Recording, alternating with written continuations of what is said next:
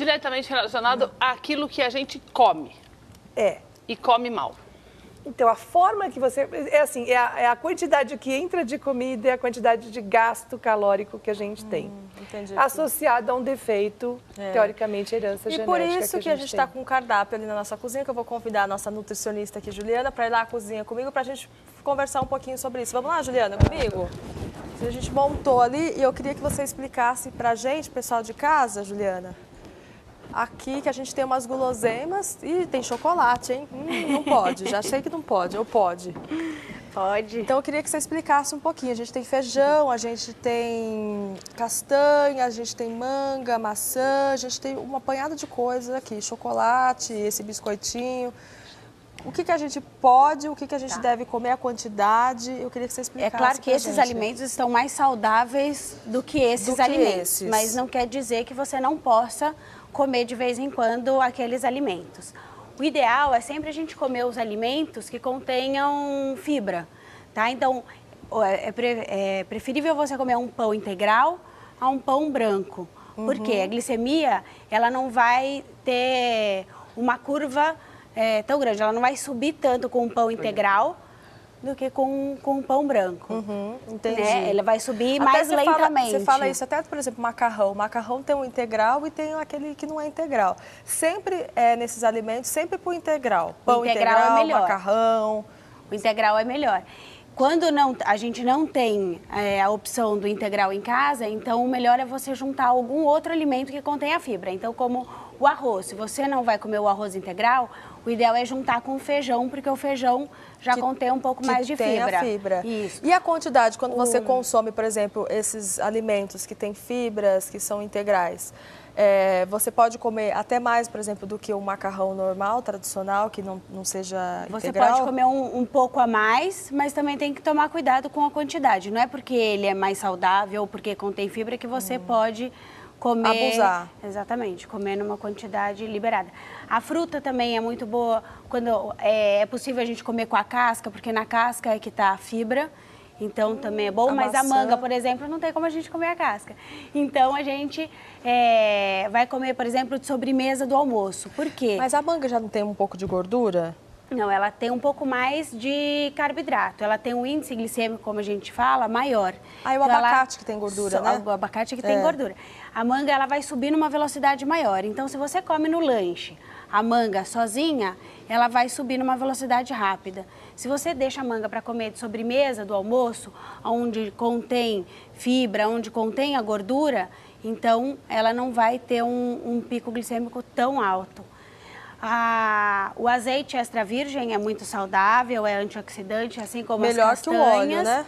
Bem melhor do que o óleo. É verdade. Ele traz um benefício para o nosso organismo que o óleo não traz. A Keila tem uma pergunta, né, Keila, pra gente? Ô, Ju, o Docinho do Rio de Janeiro está dizendo o seguinte, que a contagem dos carboidratos nos alimentos, ela só resolve para quem só tem função, aliás, para quem faz o uso de insulina. Quem trata o diabetes com comprimido, não adianta fazer esse tipo de contagem. É verdade isso? A gente, quem faz uso de comprimido, a contagem de carboidrato a gente pode fazer, a gente vai fixar em cada refeição a quantidade total de carboidrato que a pessoa daí você vai não consumir. Não é que você não tem função, a diferença é que você tem que saber o que você vai comer e ter aquele limite sempre em cada alimentação. Porque quem aplica a insulina, a gente ele conta quanto comeu de insulina e toma insulina referente ao que comeu de carboidrato.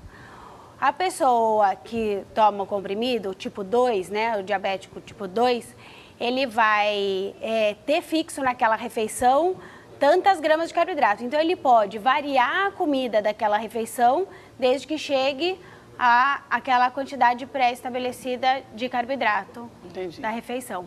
Tá explicado, então. Entendi.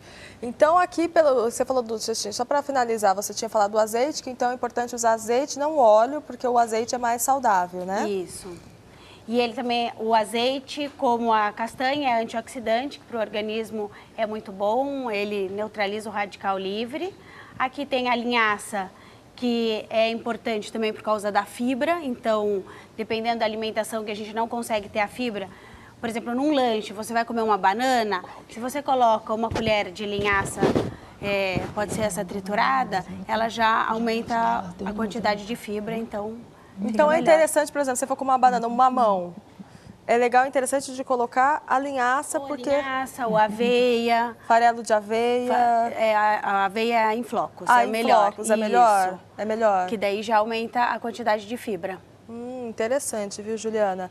E o errado é o chocolate, né? Porque Não, o chocolate... errado ele não é. Você não é não errado. pode exagerar. Por exemplo, se você fosse comer, quanto que você comeria?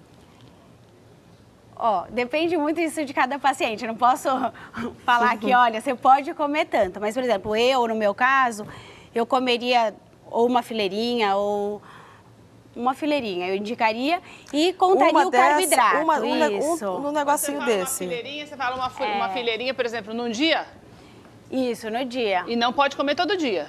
O ideal é não comer todo dia, não é tão saudável. Mas assim, isso vai de paciente para paciente. né? Depende, o paciente que chega no consultório comendo uma barra de 200, a gente vai diminuindo aos poucos. Até chegar na fileirinha. Então, Agora, mas a não doutora é pediu uma proibido, parte aqui. não é proibido comer o chocolate. Agora, e aquele doutora. chocolate que é o chocolate, aquele 70% cacau, ele não é mais saudável? Você não pode comer um pouquinho mais do que o chocolate? Ele é mais saudável, mas ele, Tem dependendo do chocolate da marca, ele vai ter um pouquinho mais de carboidrato. De gordura, Mas né? ele é mais saudável para o organismo. Entendi. E a gente também tem que comparar o chocolate com açúcar e o diet. O chocolate diet, ele tem uma quantidade maior de gordura do que o chocolate com açúcar, tradicional. Então também tem que tomar cuidado, porque a gordura... depois de 3 a 4 horas, ele também vai subir a glicemia. A gordura vai se transformar em açúcar. Então, a gente tem que tomar cuidado e ver com o médico qual é o melhor. Tá, entendi. Vamos voltar aqui para a sala para a gente conversar Diga, mais doutora, com a que a doutora né, pediu uma parte aqui. Não, eu acho que é importante deixar claro que para nenhuma criança, adolescente, adulto, a gente estimula que coma o pacote inteiro de chocolate. Claro. Uma barra de 100 gramas, por exemplo. Então, assim, Nem quem não tem não diabetes. é porque ela não tem tem. diabetes que ela não pode comer ou que ela pode, né? Existe a associação do que ela precisa de necessidade, toma insulina de acordo com a necessidade dela. Agora, lembrar, se você está acima do peso e nós temos um problema, aí você tem que controlar também a quantidade daquilo que se ingere. Não é só porque você tem diabetes ou que você não tem diabetes. Aí a ideia é que a gente tem que estar controlando balanceado no teu dia a dia. Ô, doutora, só para encerrar, quero só que a senhora me fale se a Niel Braga está fazendo certo. 23 anos, 77 quilos, 1,67 m de altura. Ela fez o teste de glicemia, deu 90. Daí ela diz aqui que ela mudou os hábitos dela, está comendo mais vezes por dia, reduzindo as porções. Está correto? Ela está fazendo o que a gente recomenda. Se Tá você vendo, tem Tá- a Fique glicemia tranquila. está boa, pelo menos dentro da glicemia está em ordem. Né? Doutora, obrigada pelas suas informações. Tem um e-mail, um site que a senhora pode deixar? Tem, eu acho que assim, uma coisa muito importante para a gente é informar em termos de educação em diabetes. O que a associação faz é isso. Né? Nós temos até um curso chamado Educando Educadores, que vai ter agora em Santos, para profissionais de saúde, lá no dia 7 de que junho. legal. E justamente para poder aproveitar essas pessoas que têm mais experiência em lidar com quem tem diabetes e passar essa informação para outros nutricionistas, que na formação geral você não tem. É verdade. Para médicos, E tem um para... site? Tem. Tem um site? O site da associação é www.adj.org.br. Obrigada, Juliana, doutora. quer deixar um site, alguma coisa, um telefone, um e-mail, algum Posso contato? deixar Pode? o meu e-mail, que é jubap, jubap@uol.com.br. Muito obrigada pela presença de vocês aqui, viu, meninas? Eu que agradeço. Muito interessante a nossa pauta de hoje, né?